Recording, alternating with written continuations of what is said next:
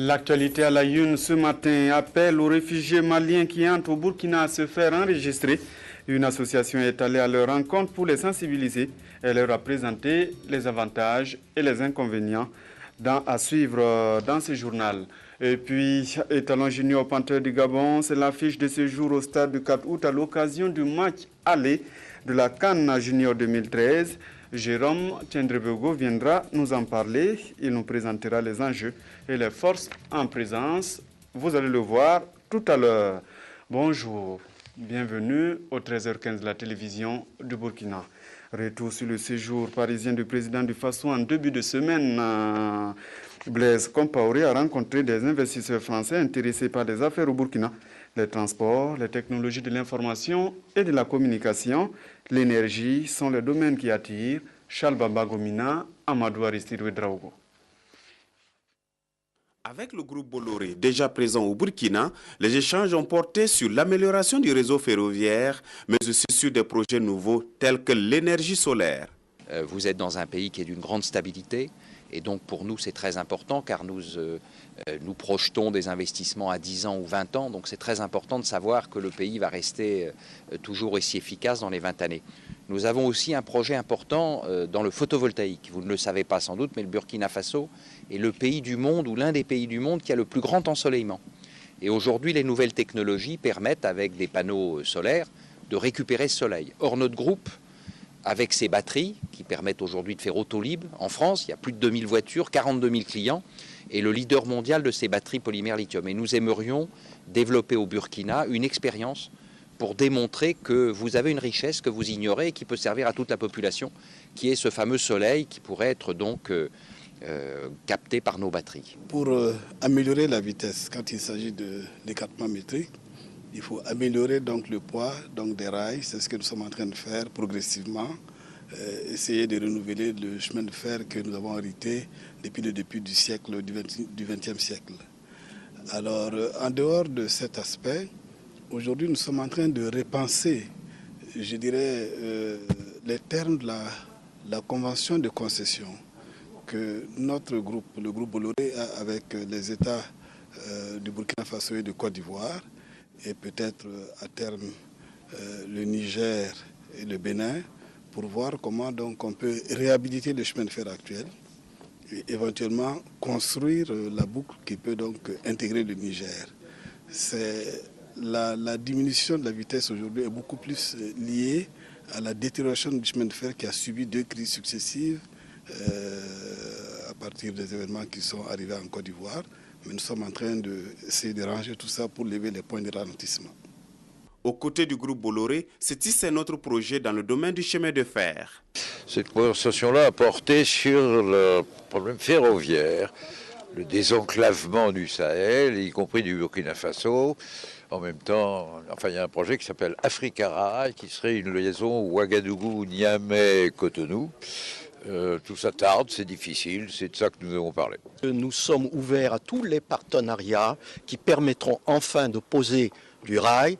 Le président Compaoré vient nous dire que ce projet depuis 1954, n'est-ce pas, il n'a pas évolué et qu'aujourd'hui il est nécessaire et vital pour toute la sous-région que le rail puisse permettre l'exploitation minière qui elle-même permettra le développement de la région en question. Il vous a réaffirmé son accompagnement ?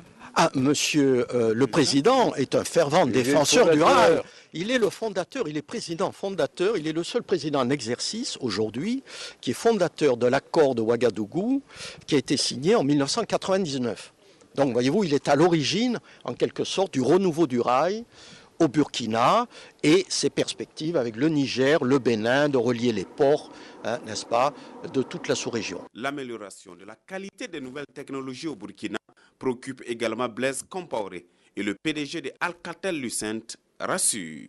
Je venais lui parler du projet de développer un backbone de fibre optique à travers l'ensemble du Burkina qui permettrait d'apporter le développement économique au pays pour apporter de la bande passante télécom dans l'ensemble des zones du pays et puis surtout de raccorder les 6 pays frontaliers du Burkina entre eux et en particulier d'apporter des autoroutes de l'information qui permettraient par exemple de relier le Niger au Sénégal ou le Mali, au Ghana, à travers le Burkina Faso. Aujourd'hui, d'une impulsion forte de l'État burkinabé de pousser sur ce projet-là du ministère des Finances, du chef de l'État, pour donner une impulsion. C'est des projets qui nécessitent l'impulsion de l'État pour les développer, pour développer le pays. Et les zones rurales seront prises en compte? Les zones rurales seront, selon les phases du projet, pourront avoir accès à la fibre optique et accéder à la bande passante qu'apporteraient ces projets de backbone. Tous les investisseurs l'ont réaffirmé, la stabilité du Burkina est un atout majeur et la coopération économique avec la France devrait donc être renforcée dans les prochains mois. Le président du Faso qui a aussi évoqué la crise malienne avec son homologue français François Hollande. Cette crise a causé le déplacement de plus de 60 000 réfugiés au Burkina. Ces chiffres officiels est à revoir à la hausse puisque certains d'entre ces réfugiés entrent au Burkina sans se faire enregistrer. L'association Tinan a fait la sensibilisation sur les sites des réfugiés. Nathalie Kaori. Les membres de l'association Tinyinan ou Femmes nomades en français ont été sollicités par le Haut Commissariat des Nations Unies pour les réfugiés pour faire ce travail.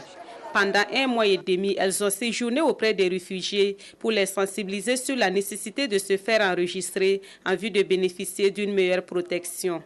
L'enregistrement les protège eux-mêmes. Parce que s'ils ne sont pas enregistrés, ce n'est même pas bon pour eux. Parce qu'on ne peut même pas les compter parmi les réfugiés. Et c'est grâce à cet enregistrement-là qu'il sera plus facile de les protéger dans tous ces domaines-là. Domaine d'éducation, domaine santé, domaine pour la distribution nutritive et tout. Donc il faut d'abord passer par là pour qu'on puisse vous identifier, pour qu'on sache qui vous êtes, d'où vous venez et ce dont vous avez le plus besoin pour qu'on puisse autant vous aider, autant vous protéger. Durant leur séjour, les membres de Tinyinan disent avoir trouvé des réfugiés dans des conditions acceptables, à part quelques difficultés dues aux aléas de la nature. Les réfugiés n'avaient pas bien saisi les messages, ils n'avaient pas l'information sur le contenu de protection de cet enregistrement. Et l'autre chose, c'est dû au terrain. Il y a les aléas de la nature, c'était la période de pluie. Donc nous avons des véhicules, un bon nombre de véhicules, souvent le terrain n'est pas bon. Avec les pluies qu'il y a, avec le soleil, la chaleur qu'il y a avec les tentes en plastique, avec les pluies qu'il y a qui détériorent ces tentes-là, qui érodent le sol, avec les pluies qui rentrent sous la tente, les maladies qui en découlent, l'inactivité de ces enfants, de ces adultes, vraiment les conditions ne sont pas très bonnes. En dépit de ces difficultés, elles ont bravé le terrain et grâce à leur action, beaucoup de réfugiés se sont fait enrôler, même si leur nom n'a pas été précisé. Pour mettre fin justement à ces crises au Sahel, le réseau Appui à la citoyenneté des femmes rurales d'Afrique de l'Ouest et du Tchad s'implique. En 3 jours à Ouagadougou, elles ont échangé sur leur rôle et leur place dans la résolution des crises. Eleonore Yerbanga. En ce jour 21 septembre, journée internationale de la paix, les membres de l'Union des femmes rurales de l'Afrique de l'Ouest et du Tchad, UFROA, entonnent à l'unisson l'hymne dit de la paix pour marquer leur détermination à participer à la résolution de la crise au Nord Mali. À travers un atelier, elles ont échangé leurs expériences et identifié leur rôle dans la gestion non violente des conflits. Elles souhaiteraient, quand il y a des négociations à faire, d'être prises en compte. Parce qu'on l'a dit, traditionnellement, les femmes sont des médiatrices, elles sont des négociatrices. Et donc, nous avons demandé à ce que la structure qui est représentée par les femmes qui étaient ici soit prise en compte dans les médiations. Pour cette première phase, l'atelier a réuni une vingtaine de femmes venues du Burkina Faso, de la Côte d'Ivoire, du Mali, du Niger et du Sénégal avec pour objectif de renforcer leur capacité de négociation et de médiation. Je pense que c'est un travail qui peut être fait par les organisations féminines à la base.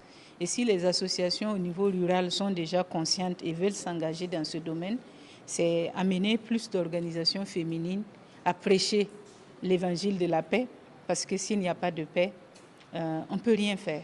L'UFROA est issu du réseau d'appui à la citoyenneté des femmes rurales de l'Afrique de l'Ouest et du Tchad, une ONG d'appui au renforcement des associations de femmes rurales avec pour ambition de faire de ces associations des cadres d'expression et de travail pour le développement de leur pays. Les femmes rurales de Komsilga, elles, s'informent sur le mode de financement de leur projet. Au cours d'une rencontre d'information, les responsables du programme spécial de création d'emplois leur ont donné des pistes. La session a eu lieu hier sous l'impulsion de l'association active communautaire pour le développement intégré, Tanga Kafando. Ce sont au total 600 jeunes et femmes issus des 36 villages de la commune rurale de Komsilga qui ont répondu présents à ce rendez-vous. Une rencontre d'information et d'échange sur les opportunités de stage, d'emploi et de financement offertes par le programme spécial de création d'emplois PSE et le fonds d'appui aux initiatives des jeunes FEJ. Donc, ce que nous voulons faire, de faire en sorte que ceux qui sont à l'école, qui ont au moins donc le niveau de la classe de 3e, qu'on puisse donc les former en entrepreneuriat en français. Maintenant, ceux qui n'ont pas donc, qui sont pas là à l'école, nous allons donc faire une formation en entrepreneuriat en langue morée. Donc ça va permettre donc à ces femmes et à ces jeunes-là de pouvoir donc déposer leurs projets au niveau du fonds d'appui aux initiatives des jeunes et bien sûr voilà, pouvoir donc obtenir un financement pour donc mettre en œuvre leurs projets. Initiée par l'association Action communautaire pour le développement intégré, cette rencontre a permis aux participants, la plupart exerçant dans la maraîchère-culture, l'élevage et l'artisanat, d'exposer leurs projets. La Komsilga a la chance d'être à proximité de Ouagadougou, qui est une zone de consommation, donc le problème du coulement ne va pas donc se poser. C'est pour ce faire, donc, on les a exhortés à beaucoup s'orienter dans le domaine agro-silvopastoral et pour pouvoir monter leur micro-projet. J'élève, mais ce n'est pas trop. Mais si j'ai gagné le R là, ça va m'améliorer de prendre en plus quoi. Les projets seront recensés et déposés à la mairie de Komsilga et les plus viables pourront bénéficier de l'accompagnement des responsables en charge de la jeunesse et de l'emploi.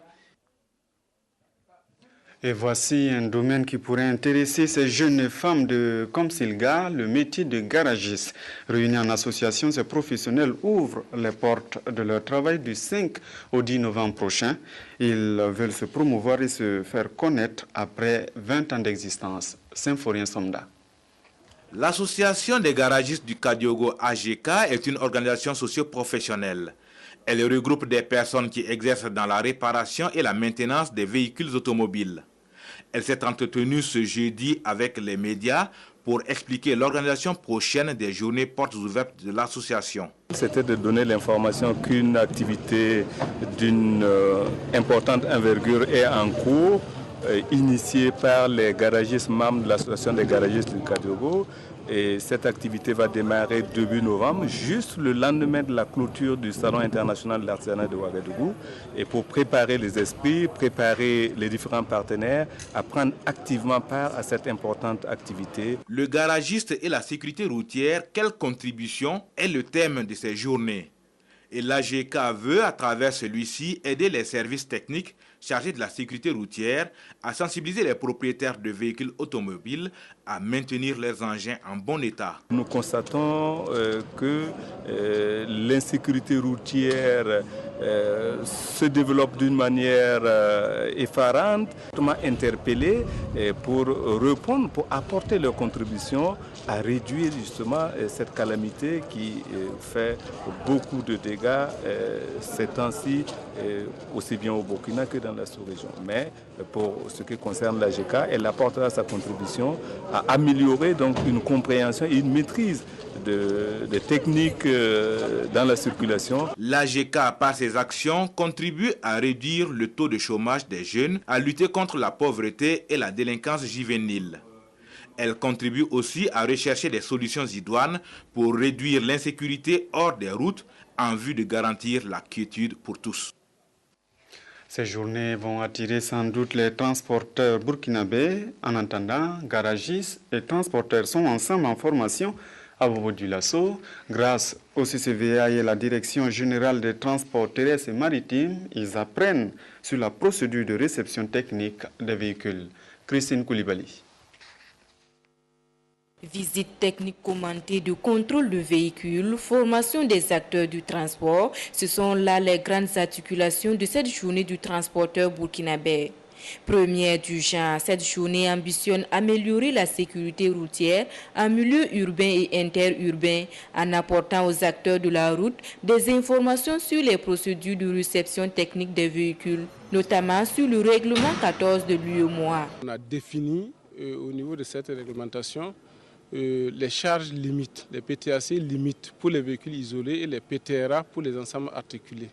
Donc les transporteurs au niveau de l'espace UEMOA sont tenus donc de se conformer à cette réglementation. Souvent, nous faisons certaines choses à notre tête, ce qui est mauvais. Et les conclusions de cette rencontre nous ont permis de savoir que pour faire une transformation, il faut d'abord faire la demande. Cette journée se veut une réponse à l'appel du ministère en charge des Transports à plus d'actions concrètes de la part de l'ensemble des acteurs. Appel fait au sortir du Forum national sur la sécurité routière. Nous avons donc décidé, en ce qui nous concerne en tout cas, de sensibiliser au maximum les transporteurs sur la réglementation que nous sommes censés appliquer. Mais l'objectif également principal aussi, c'est les échanges permanents que nous devons établir entre nous et les transporteurs. Et pour contribuer à la fluidité de la circulation au niveau de certains carrefours de la ville de Sia, le Centre de contrôle des véhicules automobiles CCVA a fait don de 40 panneaux de signalisation d'une valeur de 2 millions de francs CFA à la commune de Bobo-Dioulasso. Information à Bobo aussi, les gérants d'hôtels de la ville de Sia, ils sont venus apprendre des clés pour le bon fonctionnement de leur entreprise. Objectif, être plus efficace. Moumouni Barou. Pour assurer une croissance rentable et durable des hôtels de la ville de Sia, une quinzaine de gérants de ces établissements d'accueil ont bénéficié d'une formation de 3 semaines en technique de gestion avec plusieurs modules à l'affiche, parmi lesquels l'organisation hôtelière, le leadership, la gestion des ressources humaines et l'analyse du travail. Cette formation est l'initiative de l'Association des promoteurs hôteliers des Hauts-Bassins avec l'appui d'un expert canadien en hôtellerie. Cette formation s'est adressée à tous les hôtels qui souhaitaient y participer. Cette formation qui a été organisée par l'Association des hôteliers de la région de Bobo-Dioulasso donc a permis à quelques 15 hôteliers de bénéficier donc, et de mieux comprendre leur environnement de travail afin d'établir chez eux des standards qui soient proches des standards internationaux. Après 3 semaines, je pense que les hôteliers aspirent à l'excellence. Pour cela, il faut que les acteurs soient formés pendant 3 semaines. Aujourd'hui, nous pouvons dire que les hôteliers sont des acteurs professionnels.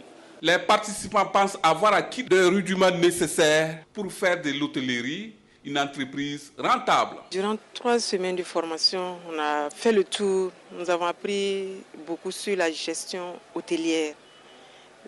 En particulier, ce qui moi m'a beaucoup plu, la gestion du personnel, la gestion des employés et comment entretenir un client pour que demain il puisse revenir. On a appris pas mal de choses en matière d'accueil, d'hébergement, d'entretien et beaucoup de choses. Cette formation a été sanctionnée par une remise des attestations. Les bénéficiaires ont par ailleurs souhaité un suivi et évaluation de la mise en œuvre des modules reçus. Cette formation intervient à quelques jours de la 9e édition du Salon international du tourisme et de l'hôtellerie de Ouagadougou. Cette année, le salon pose la problématique de la stratégie tourisme et transport. Salinana. La concrétisation de tout projet de fait du tourisme commence par le voyage et par conséquent l'utilisation de moyens et d'infrastructures de transport. Les deux secteurs se présentent comme les faces d'une même pièce et dont le développement de l'un a des influences sur l'autre. Ce sont les raisons qui justifient le thème du CITO 2012, tourisme et transport au Burkina Faso, quelle stratégie pour une meilleure desserte. Si vous voulez que les gens se déplacent, il faut nécessairement que les conditions soient remplies pour pouvoir se déplacer.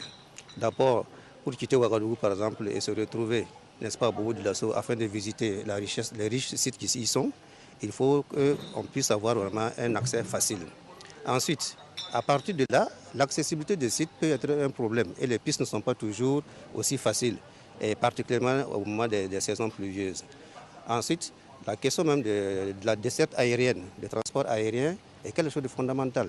Pour l'édition de cette année, le cap est mis sur la zone de l'Est, qui est celle du tourisme synergétique par excellence, afin de permettre aux visiteurs de toucher du doigt une autre réalité du tourisme burkinabé. Les acteurs du site auront à réfléchir sur comment l'émergence et l'extension d'un réseau de transport viable peut-il contribuer de façon significative au développement du tourisme. On a voulu attirer, n'est-ce pas, l'attention et des professionnels et surtout des politiques autour de ces questions-là, pour qu'ensemble, à travers les conférences que nous allons organiser à cet effet, nous puissions vraiment échanger avec les professionnels du transport pour qu'ils nous disent quel est l'état de lieu, quelle est la situation en ce moment, et avec les professionnels qui seront présents aussi, de dire quels sont leurs désirata, quelles sont leurs préoccupations en matière d'accessibilité à nos sites. Organisé annuellement par le ministère en charge du tourisme, le site vise au plan interne et international à faire connaître les potentialités touristiques du Burkina Faso et à positionner le pays comme destination privilégiée en Afrique de l'Ouest. C'est la fête au groupe ESCO-IGES où l'on a célébré samedi dernier l'excellence des étudiants au BTS 2012. Sur 171 candidats, 100 sont admissibles. Sans savoir ce que l'admission définitive va donner, les responsables de l'école ont tout de même félicité les lauréats. Jacques Lamusatarpaga.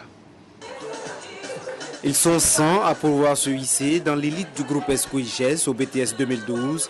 Un succès célébré ici par la direction de l'école avec parents, amis et élèves. Il leur reste toutefois une étape à franchir à ces derniers, à savoir le stage pratique et la soutenance. Nous reconnaissons que ce fut 2 ans de dur labeur, 2 ans de sacrifice. Nous remercions l'ensemble du groupe ESCO-IGES, le corps professoral, les camarades de classe, nos parents et tous ceux qui nous ont soutenus tout au long de cette formation. Ce qui m'attend, après le BTS seulement, en tout cas le BTS me permet de travailler et je souhaite avoir un emploi qui va me permettre d'atteindre mes objectifs. Le groupe ESCO-IGES, ce sont environ 1000 étudiants formés en finance, comptabilité, gestion et communication. Et pour l'obtention des stages et même l'insertion professionnelle, les responsables de l'école entendent accompagner les étudiants sortants. Par rapport aux doléances, c'est notamment la recherche de stages et la recherche d'emploi. La direction générale va s'employer, comme elle le fait déjà, à aider nos étudiants à avoir des stages dans les entreprises. Et pour ceux qui recherchent des emplois également, il faut dire déjà qu'ils ont une bonne formation, mais nous allons aussi les accompagner dans la recherche d'emploi. Après le BTS, ces étudiants ont encore du chemin vers la licence professionnelle et le master. Les fondateurs de ESCO-IGES promettent un bonus de 5% à ceux qui décideront de poursuivre les études. C'est le groupe ENACO qui a remporté cette année le concours de chant harpe de l'excellence. Ce concours qui avait au départ 13 groupes issus des églises. L'objectif des organisateurs est de permettre à ces groupes évangéliques de se former et se perfectionner. Commentaire, Jacques Lamusatarpaga. Chants et louanges à la gloire de Dieu sous forme de concours pour cette 4e édition de la harpe de l'excellence. Ce sont 13 groupes musicaux qui ont compéti. À l'arrivée, c'est le groupe ENACO qui a remporté le premier prix, une édition fort réussie selon le promoteur. Pour cette édition, je dirais qu'elle a été un succès et une satisfaction totale. Comparativement aux années passées, nous disons que cette année, nous nous sommes reposés sur les bras du Seigneur et tout a fonctionné. La harpe de l'excellence a pour objectif de donner un cadre d'expression et de formation aux groupes musicaux des églises. Nous avons dit au comité que cette année, notre engagement ne s'arrête pas cette année. Je ne serai pas la marraine pour l'année prochaine, mais je serai toujours accompagnatrice. C'est-à-dire, je vais prendre l'engagement d'être moi-même auprès de ceux qui voulaient vraiment appuyer. La harpe de l'excellence réunit chaque année de nombreux groupes musicaux depuis 4 ans et les 5 premiers reçoivent divers prix en nature. Une mosquée pour Benam Mossi dans la commune de Kalsaka. C'est le don de 2 hommes, Mamadi Karambiri et Mamadi Kindo. L'inauguration a eu lieu hier au cours de la grande prière de vendredi. Maïmouna Traoré. Les prières des musulmans de Bemam Moussi qui priaient dans cette mosquée ont été exaucées, car leur rêve d'obtenir une mosquée plus spacieuse et construite en matériaux définitifs vient d'être une réalité. C'est donc bien heureux qu'ils y sont venus pour louer Dieu.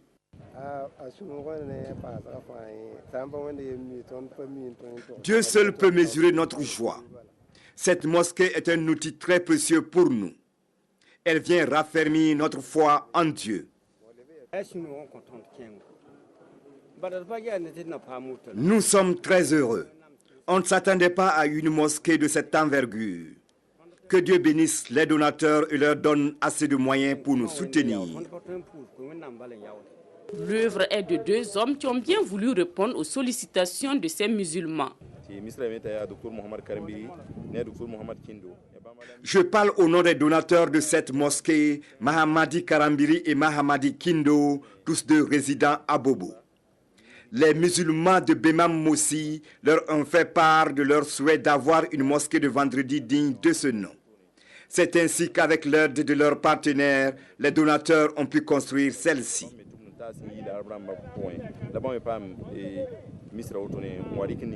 Les donateurs, par la voix de leurs représentants, ont invité les musulmans de Bemam Moussi à fréquenter régulièrement cette mosquée, car il n'y a meilleur lieu de culte pour un musulman que la mosquée. On parle sport à présent avec un week-end riche en événements sportifs. Et d'abord, les étalons juniors affrontent cet après-midi à 18h au stade du 4 août les Panthères juniors du Gabon en match comptant pour le dernier tour qualificatif de la CAN de leur catégorie Algérie 2013. Et pour en parler, donc pour parler de cette opposition, je reçois pour vous Jérôme Tiendrebeugo. Bonjour Jérôme. Bonjour Simon. C'est le chef de service sport de la télévision de Burkina. Alors Jérôme, aujourd'hui, étalon junior, Panthère junior, quelles sont les forces en présence? Comment vous présentez cette rencontre? Eh bien, il faut dire que c'est une rencontre qui est très importante. Ce match aller là, il faut absolument faire un très bon résultat pour les étalons juniors et afin de ne pas se mettre la pression pour le match retour dans 2 semaines donc du côté de Libreville. Et fort heureusement, Séraphin Dargani a un groupe qui pour l'essentiel a disputé quand même pas mal de matchs ensemble. Quelques matchs amicaux et 2 matchs de compétition officielle. Je vais parler du match aller-retour contre le Syrie national de Guinée, ce qui est déjà n'est pas mal. Et ensuite, il y a des joueurs professionnels quand même qui jouent dans leur club, donc c'est des forces. Mais il faut dire qu'il y a quelques absences, Fadil du Mans, il y a Victor Nikema de Braga, il y a Abdoulaziz Nikema de Valenciennes qui n'est pas là également, il y a Cheikh Rachid Koulibaly de Lyon. Donc c'est quand même des éléments clés qui ne sont pas là. Mais Séraphin Dargani, en coach averti, saura trouver la combinaison pour faire jouer ces garçons qui sont là pour obtenir un bon résultat. Mais il faut ajouter à cela que quelque part, il y a un attaquant qui nous vient d'Anderlecht. Il s'agit d'Elis Koulibaly, qui est un très bon attaquant physique. Frère, voilà, des Pierre et Paul Koulibaly, voilà, donc qui ne sont pas présentés. Okay. Donc ce garçon-là, il vient pour la première fois avec ce groupe-là. Et je pense qu'il peut être d'un atout considérable, d'un apport considérable pour le groupe. Alors, Jérôme, hier au magazine, j'ai cru comprendre que l'entrée au stade est gratuite. Et tout à l'heure, il y a une bonne annonce qui parle de 5 000, 2 000, finalement. Vous avez parfaitement raison. Contrairement à ce que dit la bande-annonce, l'entrée est libre. Comprenez que la bande-annonce a été montée bien avant et c'est hier soir que la décision a été prise pour rendre gratuite l'entrée au stade. Donc ne tenez pas compte des prix sur la bande-annonce, l'entrée au stade est libre. Et les étalons juniors ont aussi besoin du public, le 12e homme comme on le dit. Absolument. Vous savez, les petites catégories très souvent ne mobilisent pas. Quelque part, je vais dire que c'est dommage parce que si vous avez foi en votre équipe nationale, si vous avez des espoirs pour votre équipe nationale, il faut soutenir déjà ces garçons-là qui sont les porte-drapeaux de l'équipe, les éléments clés de l'équipe de demain. Donc il faut apprendre à les connaître et surtout les soutenir parce que votre présence à côté de ces garçons-là les galvanise. Alors, c'est le dernier tour. Si les étalons s'imposent ce soir, il restera le match décisif aussi. Finalement, si cette double confrontation est concluante, c'est la route ouverte pour Algérie 2013. Alors, je disais tout à l'heure que le week-end est très riche en sport. Il n'y a pas que le football. Je crois savoir qu'il doit avoir aussi le basket et même le championnat national. Le championnat national de football, la super division de la D1, qui se joue dimanche, demain donc avec les oppositions Uzi Efo à Waïguia à 16h, Asfa Yenenga BPS également à 16h, mais au stade du 4 août, et au stade du 4 août également AS Sonabel USFA. Il faut dire qu'il n'y aura pas de match à Bobo-Dioulasso à cause de l'incident qu'on connaît, Bobo Sport RCD, donc reporté pour une date ultérieure. Et également, je ne peux pas quitter votre plateau, Simon Gongo, sans parler de basketball. Oui, mais avant, rappelez-nous le leader du championnat. C'est l'Asfa Yenenga qui tient toujours la tête du championnat depuis la trêve. Si trêve, on peut parler de trêve. Voilà, donc je ne peux pas quitter votre plateau sans parler de basketball, auquel cas le monde du basket m'en voudrait. Oui. Donc je vais rapidement évoquer la Kaiser Basketball League qui se joue, les phases finales se jouent depuis mardi dernier et aujourd'hui c'est le Burkina Basketball Day, c'est la deuxième édition. C'est-à-dire que c'est les meilleurs. Aujourd'hui, toute la journée d'aujourd'hui est consacré au basketball du côté du Palais des Sports de Ouaga 2000 depuis 8 heures.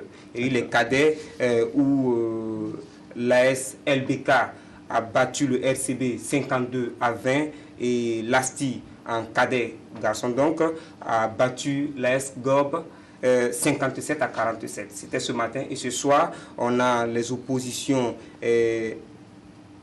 RCK Uspran à partir de 14h30 suivi de Sonabel Adhésif et de BAC Adhésif. C'est en catégorie senior, hommes et dames. Et tout cela, ça se passe au Palais des Sports. Au Palais des Sports. De Ouaga 2000. Voilà.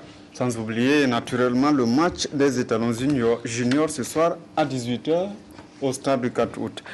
Et puis